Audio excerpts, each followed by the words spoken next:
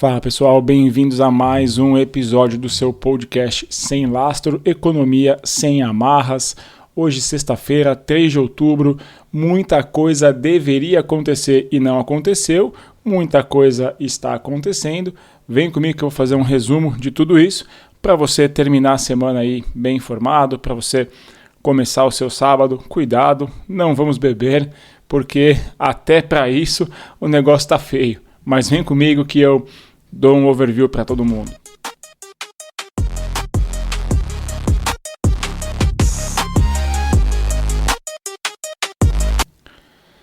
Bom, pessoal, vamos direto ao ponto, falar de economia global. Os mercados de ações americanos e europeus atingiram recordes históricos nesta semana, mesmo com o shutdown que parece não estar acontecendo, entre aspas, para o investidor. Ele não está preocupado com isso, ele ignora essa pressão imediata que o shutdown faz no mercado. Eles estão focados basicamente no corte de juros pelo Fed. Então, um corte de 0,25 já está totalmente precificado. Quando a gente fala que está precificado, quer dizer que o mercado ele já embutiu no preço das ações esse corte de juros, ou seja, quando ele de fato acontecer, isso não vai ter nenhum impacto no mercado. O mercado vai continuar reagindo normal, tá certo? O que reflete muito uma confiança no que a gente chama de soft landing. Aqui é um outro conceito para a gente explicar. O soft landing é como se fosse um pouso tranquilo, na tradução literal da palavra. O que é isso? Eu não vou cortar juros abruptamente, 1 ponto percentual, 1,5%, 2 pontos percentuais, o que faria com que o mercado tomasse um choque e abalasse muito a economia. Então o soft landing vai ser esse corte de 0,25, aquele bem devagarzinho, para você ir sentindo como o mercado reage, e aí você entende como que a economia vai performar com esses cortes de 0,25. Eventualmente um 0,50 pode surgir, tá? Então o shutdown parece que não está acontecendo, o investidor continua apostando e colocando suas fichas no corte de juros e entende que essa situação vai resolver de uma maneira muito rápida. O último governo do Trump, ele também teve um shutdown que durou aí em torno de 35 a 40 dias, se não me falha a memória. O mercado caiu, mas logo depois ele demorou aí 20 dias para se recuperar. E se a gente olhar o contexto, ele continuou subindo. Mas, pessoal, sejamos cautelosos, A gente ainda tem a China de férias, o OPEP lidando com incertezas. Para quem não sabe, o petróleo está sendo cotado a $62, se não me engano. Você tem aí um aumento de produção que foi anunciado pela OPEP e você fica com esse cenário, com esse tripé aqui, um triplo risco de volatilidade, não só no petróleo, shutdown nos Estados Unidos, a China divulga dados, mas a gente nunca pode confiar 100% nos dados que a China divulga.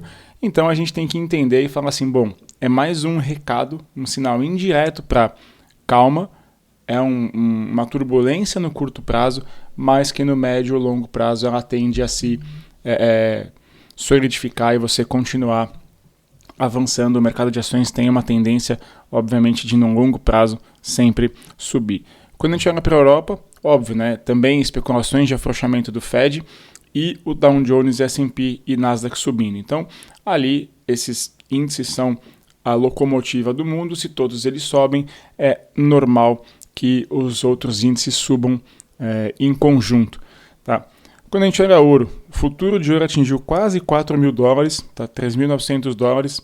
É um recorde, é um novo recorde para o ouro não para de subir. E historicamente o ouro não é um bom investimento, ele até acaba perdendo para a inflação, mas pegando aqui os últimos 20 anos, ele tem sido um excelente investimento, tá? E como a gente já comentou, o ouro ele é aquele porto seguro. Risco aumenta, tiro meu dinheiro do risco, jogo no ouro, porque é um ativo que, se não me engano, está aí no mundo há mais de 1000 anos, E aí, quando você olha os yields de tesouro direto americanos, eles caem. Então, isso quer dizer que o mundo não está comprando mais tanto risco e está voltando para o ouro, É um voo para a segurança em meio a esse caos político, até esperar o que vai acontecer. É o que a gente comentou no episódio passado. Quem tem muito dinheiro, milhões, bilhões em investimento, ele vai falar assim, bom, eu não vou pagar para ver o risco, eu tiro do risco e volto aqui pro ouro, tá? Então, essa é a tendência que vai ditar esse curto prazo, economia em xeque. A gente vai pensar aqui como que tudo isso vai se desdobrar ao longo da semana. E aí vamos agora pensar um pouquinho no mundo das criptomoedas, os criptoativos, Bitcoin voando.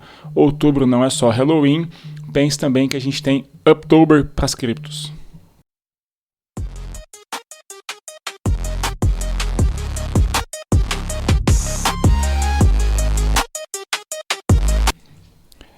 Galera, e o mundo de cripto parece que não está nem um pouquinho preocupado com o shutdown. Na verdade, alguns analistas até entendem que o Bitcoin ele está virando um segundo ativo de proteção para os investidores, ou seja, eles estão migrando um pouco da exposição em ouro e vindo aqui para o Bitcoin, que ultrapassou aí os seus $120 mil pela primeira vez desde seu último all-time high.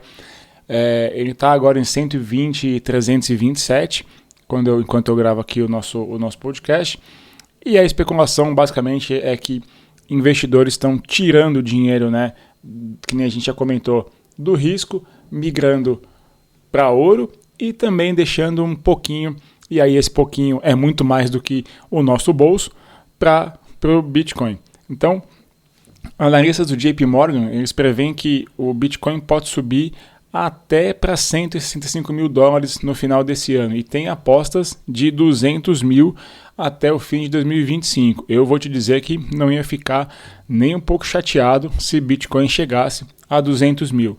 Outras criptos, o BNB atingiu mais um all-time high, $1.100, o Ethereum voltou a flertar com os 4.500, então você tem aí bastante volatilidade, bastante grana entrando para cripto. E historicamente, outubro é o mês mais forte para o Bitcoin. Você tem ganhos médios aí de 14%, 20% desde 2013. Então, a gente mira, né, os traders estão mirando um rally muito forte em outubro.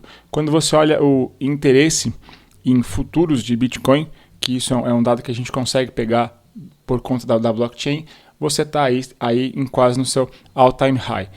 O Citi elevou a perspectiva do Ethereum, prevendo um modelo em 2025 ainda mais forte, para ele chegar em 4.600 até $5 mil nesse ativo.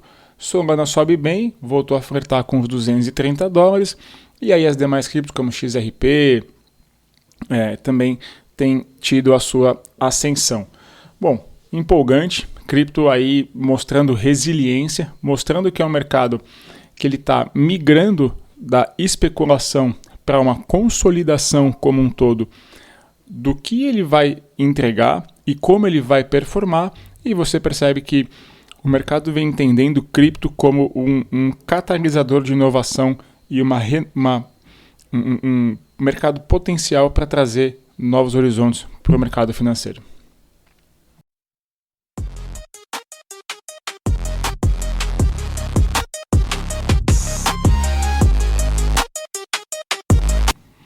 E o nosso último quadro aqui, para falar um pouquinho de geopolítica, a gente não tem como não falar, né? Então o Oriente Médio ele domina as manchetes.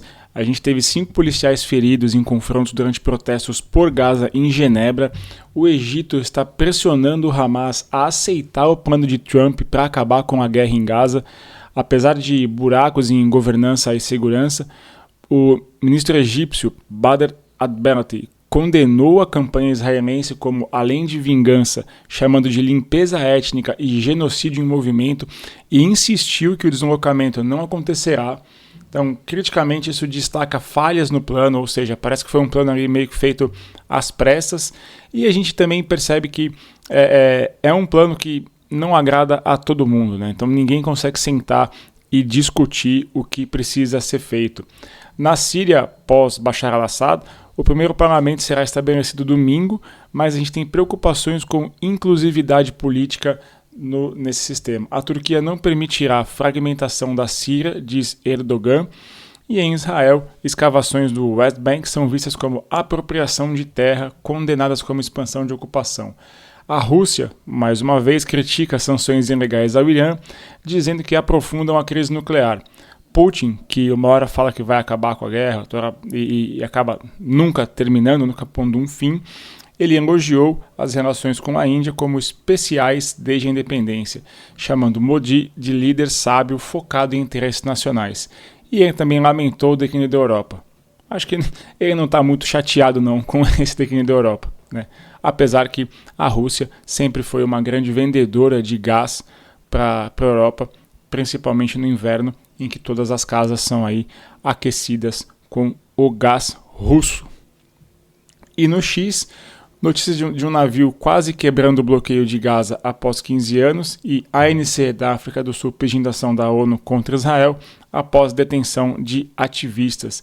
Na Ucrânia, ataque à refinaria russa adicionam incerteza se a guerra vai terminar ou não.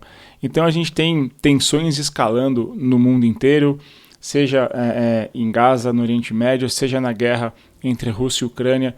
Você tem aí um mundo balançado e que está cada vez mais dividido entre um lado A e um lado B.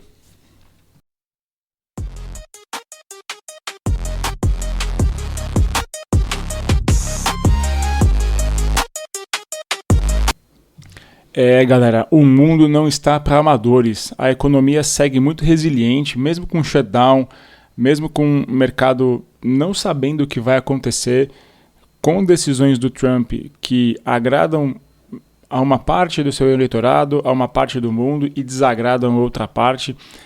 Cripto bombando, né? A gente vê aí, a gente pode muito bem ver um all-time high do Bitcoin muito próximo de acontecer. Então, se você não investe em cripto, eu acho que não é uma recomendação, mas fica a dica para você estudar um pouquinho mais esse mercado.